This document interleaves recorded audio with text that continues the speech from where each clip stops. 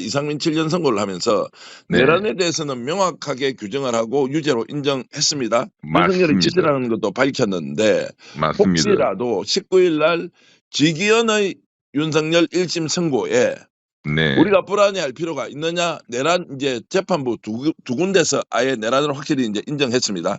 네. 그러면 내란 수괴는 윤석열이지 않습니까? 그렇죠. 사형 아니면 무기징역밖에 없거든요. 어떻게 좀 그렇습니다. 말씀하십니까? 제 생각은 지기현 부장판사는 두 가지 판결문을 아마 써놨을 거라고 봅니다. 유죄, 뭐 형량은 내란 또는 사형 또는 무기징역, 무기징역을 선택했다. 하나의 유죄 판결이 있고 하나는 무죄 판결을 때리는 것은 불가능하거든요. 지금 네. 말씀하신 것처럼 지금 두 번이나 내란은 인정된다라는 게 지금 나왔기 때문에 그걸 다 무시해버리고 내란 아니야. 국헌문란 목적이 없어. 폭동도 아니야. 극우들이 주장하는 그것을 받아들여서 무죄다. 이것은 불가능하고 그러나 형식적으로 초기에 공수처가 윤석열을 수사했고 체포 구속을 시켰는데 공수처는 공수처 법상 수사권이 없다. 그러니 이것은 유죄인 거는 심정이 드는데 도저히 수사권이 없는 데서 수사한 그것을 인정할 수는 없기 때문에 공소 기각이다라는 가능성은 여전히 저는 있다라고 봅니다.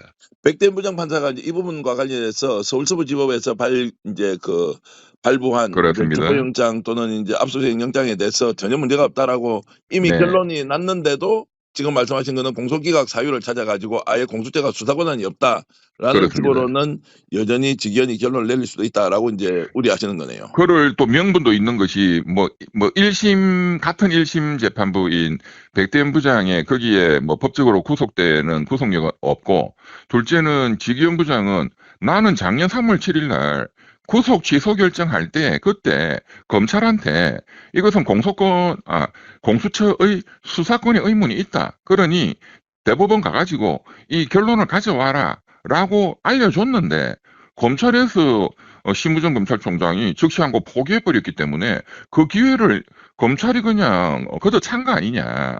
그때 대법원에서 공수처가 수사권이 없다 이런 게 클리어가 됐다면 그걸 클리어하라라고 그때 결정문에 썼습니다. 그랬다면 제대로 된 경찰에서 빨리 수사를 이어간다든가 했으면 문제가 없었을 텐데 내 잘못이 아니고 나는 다 가르쳐줬잖아. 그런데 왜 이렇게 엉망을 만들어?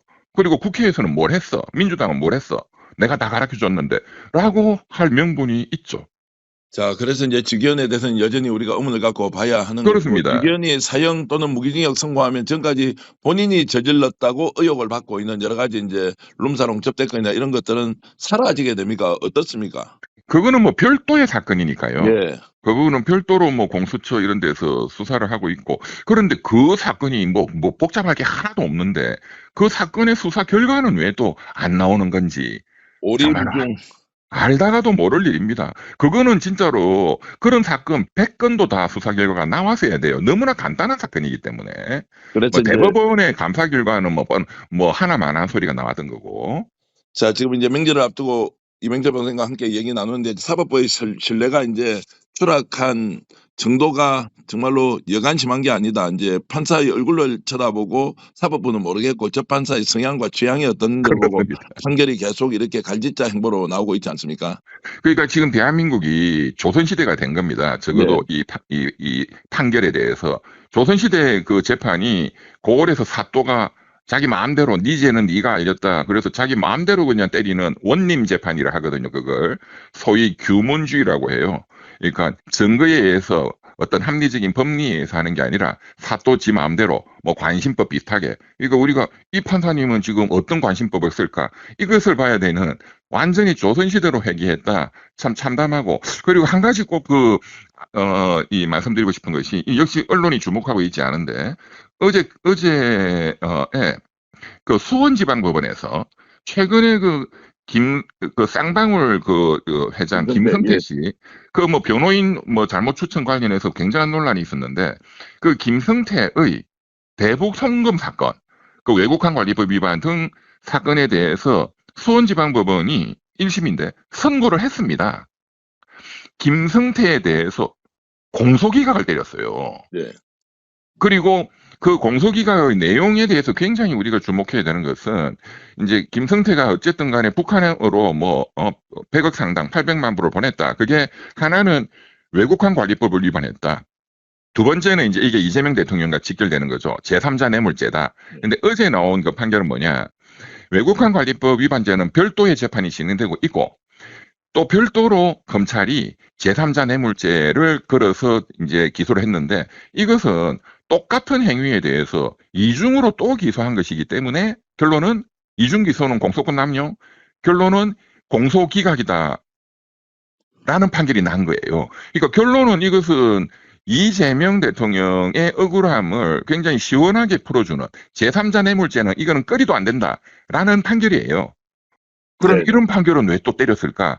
제가 가설을 주장하는 조희대 대법원장, 박영재 법원행정처장이 지금 이 모든 전국을 판결로 지금 주도하고 있다. 이재명 정권을 이렇게 막다른 골목으로 몰고 있다는 가설에 의하면 이런 게 나올 필요가 없잖아요.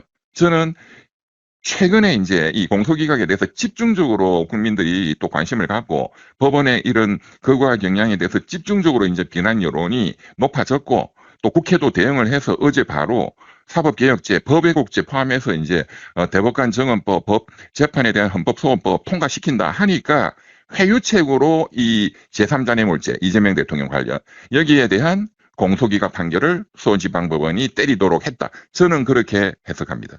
여자의 마음대로 이게 이제 여러 가지로 사법부를 압박하는 개혁 법안들이 올 때는 조금 풀어주면서 조금 네네, 이제 그렇죠. 틈새를 만들고 그게 좀 어느 정도 해소되고 나면 원래 의도대로 이렇게 오해를 충분히 살 만한 공소기각 무죄를 계속 이어가는 이런 그렇죠. 양동작전을 펴고 있다. 이렇게 이제 이병철 변호사님 보시는 겁니다. 또 이렇게 니네들 유리한 공소기각, 민주당 이재명 대통령 유리하도록 공소기각 또 때려줄 테니까 우리를 압박하는 법외국제 등등 개혁 법안 그거 중단해. 이런 또 사인이기도 하다. 저는 그렇게 느껴지네요. 그 말씀 들어보니까 절대로 개혁 법안은 중단해서는 안 된다. 그렇습니다. 그게 정답입니다. 법외국제, 그리고 지금 이제 헌법 소원 제도 그리고 그렇습니다.